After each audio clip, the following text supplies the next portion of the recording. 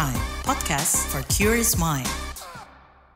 Hai, kamu lagi dengerin Uang Bicara, menavigasi kamu supaya tetap cuan bareng saya, Puri Anindita. Industri asuransi lagi gonjang-ganjing nih akibat putusan MK, Mahkamah Konstitusi, soal pasal 251 KUHD inkonstitusional. Akibat putusan ini, perusahaan asuransi nggak bisa batalin polis secara sepihak. Pastinya kita sambut baik dong, apalagi kalau dari POV nasabah. Tapi tunggu dulu, ternyata ada efek domino dari keputusan ini yang harus diwaspadai nggak cuma oleh perusahaan asuransi, tapi juga nasabahnya. Apa aja nih yang perlu kita perhatiin sebagai pengguna asuransi? Udah ada pengamat asuransi Irfan Raharjo yang akan ngobrol sama kita di topik ini. Langsung aja kita mulai di Uang Bicara.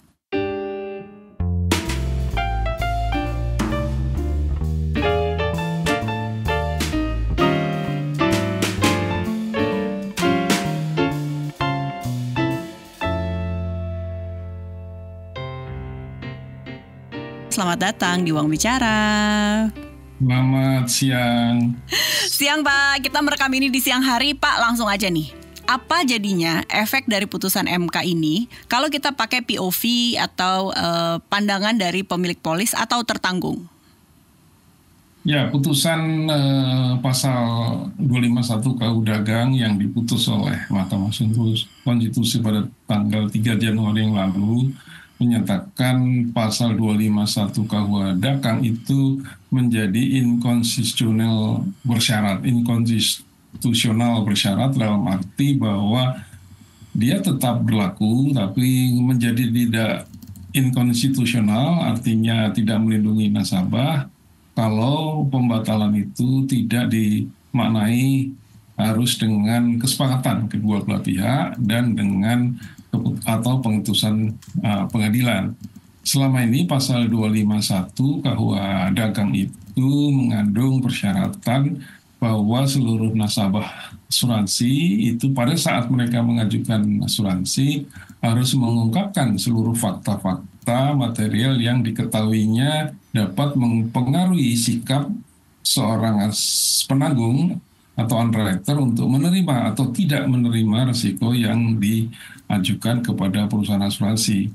Sehingga kalau itu tidak diungkap bisa mengakibatkan perusahaan asuransi mengalami kenaikan risiko yang semestinya mungkin dia tidak menerima risiko tersebut. Maka dengan pembatalan pasal 251 yang dikatakan inkonstitusional bersyarat itu artinya pasal 251 itu sendiri tetap berlaku, namun pembatalan polis hanya bisa dilakukan dengan kesepakatan kedua belah pihak atau dengan putusan pengadilan kalau diketahui bahwa terdapat fakta-fakta material yang dapat mempengaruhi sikap penanggung. Contoh yang paling nyata kalau di dalam polis asuransi kebakaran misalnya kemudian diketahui bahwa pabrik atau rumah itu bukan terletak di daerah yang berbahaya api, namun di dalam kenyataannya itu mengandung sejumlah risiko yang lebih berbahaya, artinya terletak di daerah yang berbahaya api. Atau misalnya mobil yang semula dikatakan oleh tertanggung mobil itu diletakkan di dalam garasi yang artinya lebih aman, namun dalam kenyataannya mobil itu terletak di pinggir jalan dan dalam keadaan tidak dikunci ketika malam hari.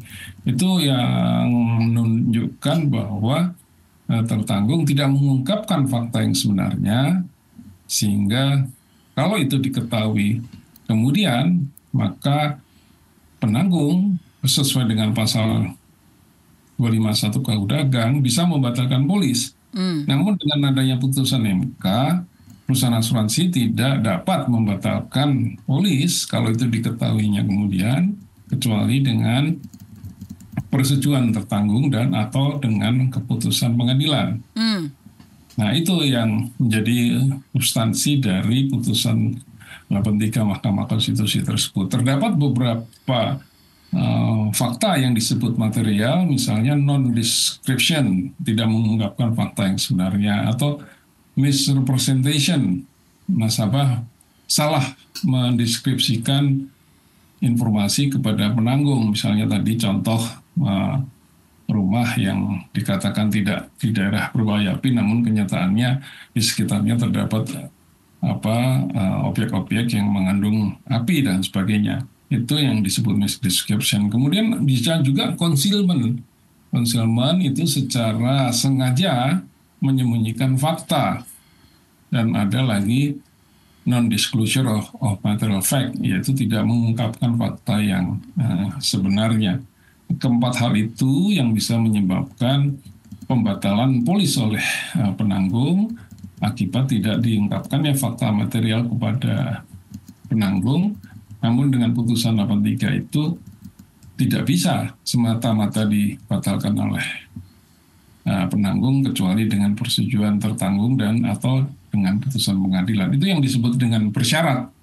Yang konstitusional namun tetap berlaku sepanjang itu disepakati pembatalannya atau dengan putusan pengadilan. Demikian, Mbak. Makasih Pak, udah mengingatkan bahwa inkonstitusional bersyarat, tapi pertanyaan lanjutnya adalah apakah ini menjadikan posisi pemilik polis asuransi ini lebih setara dengan perusahaan asuransi atau menurut Bapak sama saja sebenarnya dengan yang lalu sebelum ada putusan ini? Ya, dengan adanya putusan 83 MK ini maka kedudukan tertanggung menjadi lebih kuat karena kalau semula kewajiban pembuktian adanya material fact itu hanya dibebankan pada tertanggung, maka sekarang kedudukan tertanggung menjadi lebih kuat dalam arti ada kepastian hukum. Satu, kemudian tidak lagi ada multi tafsir terhadap pasal 251 KUH dagang tersebut. Kemudian juga akibat dari itu bagi tertanggung terdapat perlindungan hukum yang lebih baik karena dia tidak bisa mengalami pembatalan polis oleh penanggung secara sepihak, melainkan harus dengan kesepakatan kedua belah pihak. Kemudian juga sifat kepastian itu bagi konsumen atau tertanggung juga memberikan keadilan bahwa beban untuk menunjukkan itikat baik itu tidak hanya pada tertanggung, namun penanggung juga harus menunjukkan itikat baiknya, begitu. Karena selama ini beban kewajiban membuktikan itikat baik itu hanya pada tertanggung dan tidak pada penanggung. Oke, dimengerti Pak. Nah, sekarang ketika sudah ada putusan per Januari lalu, apa dampak langsungnya terhadap kontrak asuransi yang sudah ada? Apakah perlu ada penyesuaian dan sebagainya? Apa efeknya, Pak? Oh, sangat jelas bahwa ini yang sedang dilakukan oleh asosiasi asuransi, baik asosiasi asuransi jiwa maupun asosiasi asuransi umum dengan putusan MK pasal 251 KUH dagang inkonstitusional bersyarat tersebut menimbulkan urgensi atau kebutuhan mendesak bagi perusahaan asuransi untuk mendesain ulang, mengkonstruksi ulang perjanjian atau kontrak polis asuransi yang mereka miliki selama ini agar lebih memberikan kesetaraan atau kepastian bahwa polis itu hanya bisa dibatalkan dengan kesepakatan kedua belah pihak ataupun dengan putusan pengadilan. Yang semula di dalam polis sebetulnya sudah ada klausula pembatalan tersebut, namun dengan putusan MK ini harus lebih diberikan kepastian penataan ulang di mana harus nyata-nyata menyebut bahwa polis hanya bisa dibatalkan dengan kesepakatan kedua belah pihak atau pengadilan. Yang menjadi pertanyaan sekarang, apakah semata-mata hanya pengadilan? Karena demikian, pengadilan akan menjadi tempat di mana banyak sekali perkara permintaan pembatalan asuransi oleh perusahaan asuransi, sehingga pengadilan akan menghadapi serbuan atau limpahan perkara asuransi karena persoalan pembatalan polis. Apakah tidak dimungkinkan misalnya ada lembaga lain di luar pengadilan yang bisa mengatasi atau menyelesaikan kasus pembatalan asuransi tersebut? Karena kalau seluruh proses pembatalan asuransi itu hanya diserahkan pada pengadilan, tentu akan menimbulkan limpahan perkara, tumpukan perkara yang begitu besar di pengadilan. Ini yang harus dimintakan penegasan dari OJK terhadap putusan Mahkamah Konstitusi tersebut. Ya, dan artinya ini juga menjadi cost ya jika tidak terjadi kesepakatan dari perorangan yang pemilik polis dengan perusahaan asuransi. Berarti ada cost tambahan dan juga investasi waktu kan untuk menyelesaikan ini semua, betul ya Pak? Oh pasti. Yang terutama sekali di mana polis-polis yang sedang berjalan dan premi sudah dibayar, namun ada kehendak dari perusahaan asuransi karena ada pelanggaran atmosfer faith atau itikat baik dari tertanggung, kemudian penanggung mengajukan pembatalan kepada pengadilan atau tidak tercapai kesepakatan dengan tertanggung, maka polis yang sudah dibayar preminya itu menjadi non-performing. Artinya polis yang berlaku, polis yang dibayar preminya, namun menjadi terkatung-katung karena belum ada keputusan pengadilan atau belum ada kesepakatan kedua belah pihak untuk membatalkan. Ini juga satu cost tersendiri. Belum lagi kalau kemudian melibatkan reasuransi.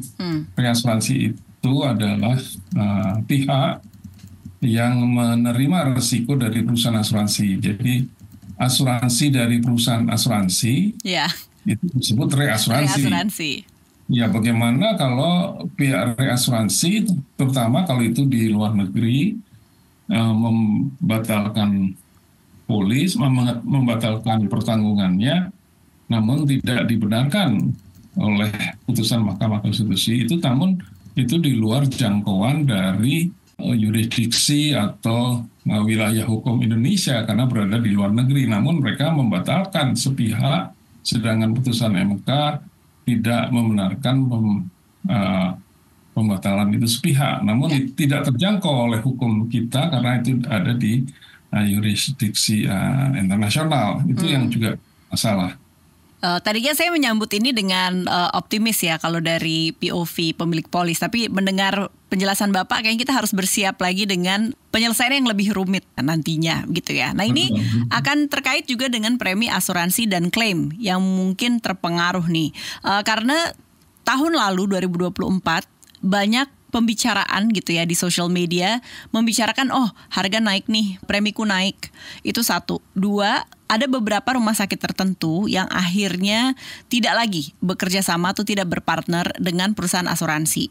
Dalam hal ini perusahaan asuransi menganggap sepertinya akan ada semacam over treatment yang tidak dibutuhkan oleh rumah sakit. Nah, bisa bawa kami lebih mengerti fenomena ini Pak, dan apakah ini juga membawa akhirnya percakapan yang terjadi dan putusan yang akhirnya diketok gitu ya di Januari kemarin. Apakah ada efeknya ke sana? Silakan Pak. Ya, tentu bahwa sejumlah rumah sakit tidak lagi bekerja sama dengan asuransi kesehatan, terutama karena ada fenomena inflasi medis ketika klaim asuransi kesehatan itu meroket, melambung tinggi jauh di atas penerimaan premi perusahaan asuransi. Artinya mereka mengalami defisit. Inflasi medis itu selain dipicu oleh obat-obatan dari luar negeri atau obat-obatan impor, namun terutama sekali karena sejumlah rumah sakit itu melakukan praktek-praktek yang mengarah kepada fraud atau overutilization, di mana mereka memberikan resep atau perlakukan pelayanan medis yang berlebihan, yang tidak selalu dibutuhkan atau diperlukan oleh pasien, namun semata-mata karena ada jaminan asuransi di sana, sehingga rumah sakit atau para medis itu melihat ada peluang untuk mendulang income yang sebanyak-banyaknya dari praktek asuransi tersebut. Nah, di dalam konteks pasal 251 KUH Dagang yang dibatalkan oleh Mahkamah Konstitusi, maka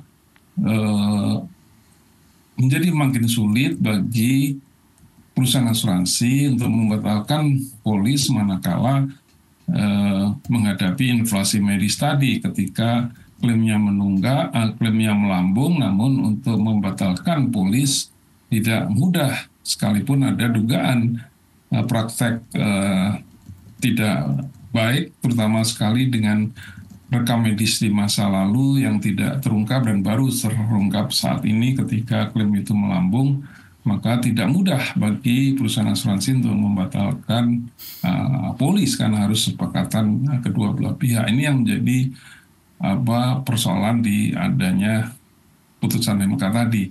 Yeah. Dan disinilah perlunya perusahaan asuransi harus menata ulang perjanjiannya dengan nasabah dalam bentuk penerbitan polis yang mengandung klausula tentang pembatalan secepat mungkin agar tidak menimbulkan ketidakpastian baru. Yeah. Jadi ada kepastian, namun juga di lain pihak ada ketidakpastian baru karena polis belum disesuaikan dengan ketentuan pasal 51 ini dibatalkan. Itu tadi pengamat asuransi Bapak Irfan Raharjo yang udah jelasin soal putusan Mahkamah Konstitusi dan efeknya ke industri asuransi. Masih banyak hal lain yang akan saya ulik, jadi jangan kemana-mana, tetap di Uang Bicara. Bagaimana kamu melihat cinta? Seberapa jauh eksplorasimu soal cinta? Nikah, pacaran, cinta aja nggak cukup gitu. Tapi kalau saya bilang cinta aja tuh cukup. Makna cinta, Cile, aduh. Pokoknya ketika bilang cinta itu gue cuma tahu kalau you fall in love with the person and the complete package of the person ya. Cinta itu bisa menyenangkan, tapi cinta itu kadang rumit. Tiap orang punya ragam cerita cintanya. Love Buzz membebaskan kamu mendefinisikan dan mengalaminya. Ekspektasi itu ada kayak banting-banting meja, banting-banting piring gitu. Tapi gue ngerasa if I feel it, I need to say it. Dengarkan Love Buzz di kbrprime.id. Tersedia juga di platform mendengarkan podcast lainnya. Love Buzz, membicarakan perkara yang tidak dibicarakan ketika berbicara perkara cinta.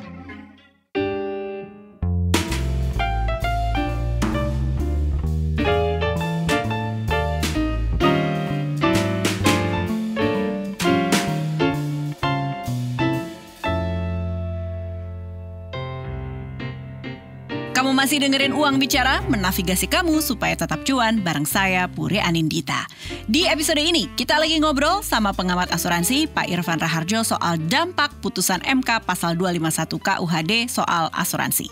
Kita lanjut yuk.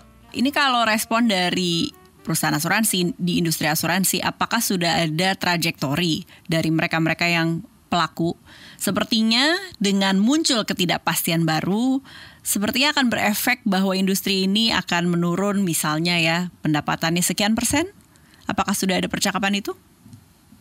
Sudah ada pemikiran-pemikiran ke arah sana dari beberapa webinar, beberapa seminar belakangan ini yang melihat bahwa ada ketidakpastian baru karena perusahaan asuransi menghadapi kesulitan dalam merumuskan cara untuk membatalkan polis yang sesuai dengan putusan MK, namun juga belum ada angka-angka yang menggambarkan betapa asuransi akan mengalami tantangan dalam soal perolehan atau penetrasi asuransi yang masih rendah ini. Yang lebih mendesak sebetulnya di samping masalah pasal 251 KUH dagang yang dibatalkan ini juga adalah persyaratan permodalan asuransi yang meningkat tajam yang harus dipenuhi tahun depan. Juga ada persyaratan reporting sistem asuransi yang membutuhkan investasi yang demikian besar.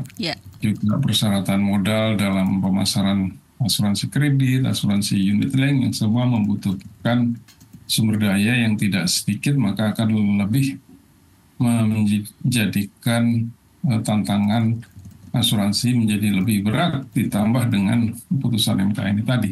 Oke, dimengerti Pak. Jadi PR-nya banyak pada saat bersamaan. Nah tadi Bapak sempat sebut OJK. Karena tadi kan kekhawatiran adalah kalau semua mua akan diselesaikan di pengadilan, jika tidak terjadi kesepakatan maka berkasnya akan menumpuk. Dan akhirnya proses penyelesaiannya pendingnya bisa sangat lama. Bagaimana OJK atau mungkin ada lembaga terkait lainnya di Indonesia bisa membantu kemungkinan terjadinya bottleneck ini? Baik, pertanyaan yang bagus. Jadi memang potensi mengalir derasnya perkara pembatalan asuransi ini akan bertumpuk di pengadilan pada saat yang sama pengadilan atau hakim umumnya tidak memahami dengan baik tentang prinsip-prinsip asuransi yang diantaranya tadi utmost good faith, insurable interest, subrogasi, indemnity dan sebagainya. Ada 6 prinsip yang semuanya diatur di KUH Perdata maupun KUH Dagang, namun tidak setiap hakim itu memahami benar prinsip-prinsip asuransi itu yang ada di dalam hukum perdata, sehingga ketika limpahan perkara itu akan demikian besar kepada pengadilan tentu menjadi beban tersendiri, dan keadilan itu tidak tentu atau tidak dengan sendirinya diperoleh baik oleh nasabah maupun perusahaan asuransi. Maka tercetus ide bahwa di samping pengadilan untuk mengatasi masalah sengketa asuransi, juga sebaiknya OJK mengatur agar ada lembaga lain yang bisa mengatasi bottleneck dari perkara ke perkara yang akan mengalir ke pengadilan tersebut. Dan saat ini sudah ada lembaga itu yang disebut Lembaga Alternatif Penyelesaian Sengketa Sektor Jasa Keuangan atau LAPS SJK, atau juga BANI, Badan Literasi Nasional Indonesia, yang dapat menyelesaikan sengketa bisnis atau sengketa asuransi terkait hal tersebut. Namun kita harus waspadai bahwa putusan pengadilan itu jelas-jelas mengatakan bahwa pembatalan itu harus ditempuh dengan putusan pengadilan, tidak menyebut lembaga lain. Ini yang tafsir ini yang harus diperoleh dari OJK. Gitu. Menarik bahwa tafsirannya ini yang perlu dipertajam lagi begitu ya, bahwa lembaganya sudah ada LAPS SJK yang bisa membantu mengurai lah bottleneck yang tadi kita sempat khawatirkan. Nah, kalau Bapak sendiri melihat masa depan industri asuransi di Indonesia pasca putusan ini seperti apa?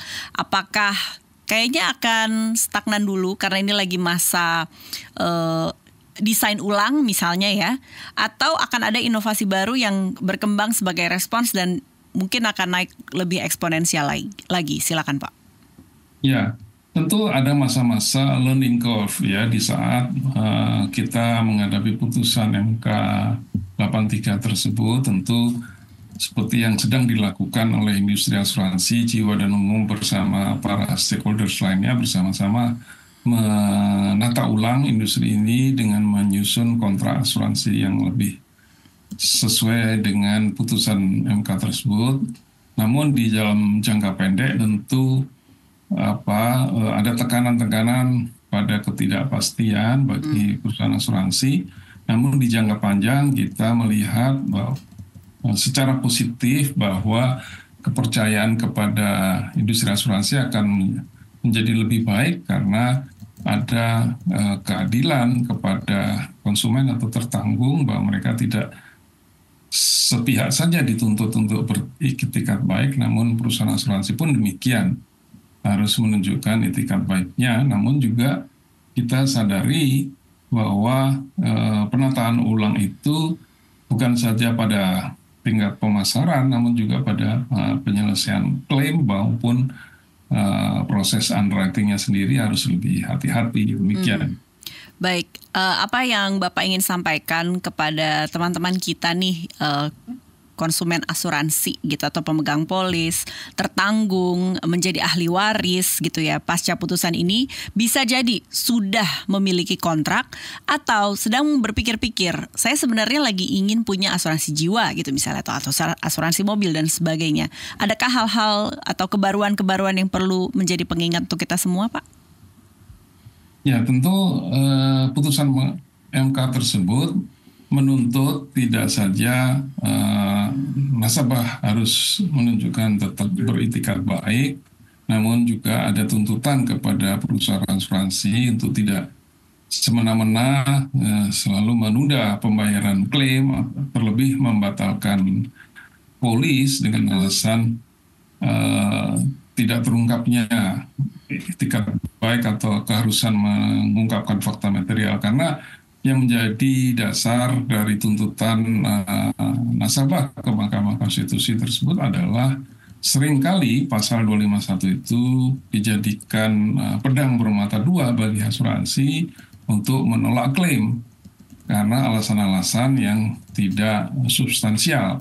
Sekalipun fakta material itu ada, namun tidak setiap fakta material itu seyogyanya bisa membuat polis dibatalkan oleh penanggung, karena ada fakta material yang tadi diungkapkan yang tidak sengaja maupun yang sengaja. Namun selama ini kedua hal itu tidak dipisahkan satu sama lain oleh perusahaan asuransi, namun diperlakukan sama saja, baik itu kesengajaan maupun ketidaksengajaan, itu dianggap keduanya melanggar paham etikat baik. Ini yang harus kita luruskan, dan harapannya nasabah tentu harus lebih terlindungi dan bukan hanya membeli polis asuransi yang kemudian baru dipersoalkan etikat baiknya ketika terjadi klaim. Yang selama ini terjadi ketika nasabah membeli asuransi begitu saja diloloskan oleh asuransi, namun ketika terjadi klaim baru diteliti, dikejar seluruh informasi dan dianggap tidak valid begitu ya. Tapi itu sudah terjadi tuh di kemudian hari, bukan di awal. Ya, jadi baru diteliti, baru ditelisik, diinvestigasi ketika terjadi klaim, seperti seorang polisi menginvestigasi penjahat dan sebagainya. Padahal itu harusnya dilakukan asuransi di awal pertanggungan, bukan di saat terjadi klaim begitu. Iya. Satu lagi POV dari agen asuransinya sendiri, Pak. Apa lesson learned sebelum putusan ini terjadi, dan apa harapan untuk mereka yang bekerja atau berprofesi sebagai agen asuransi supaya bisa menjalankan profesinya dengan baik pasca putusan? Ya, agen ini berperan sangat besar, termasuk tadi dalam soal tingginya klaim asuransi kesehatan yang diduga berasal dari overutilization rumah sakit maupun para medis, dokter dan sebagainya. Maka agen di sini sangat krusial dan strategis dalam edukasi nasabah agar menggunakan asuransi kesehatan secara bijak.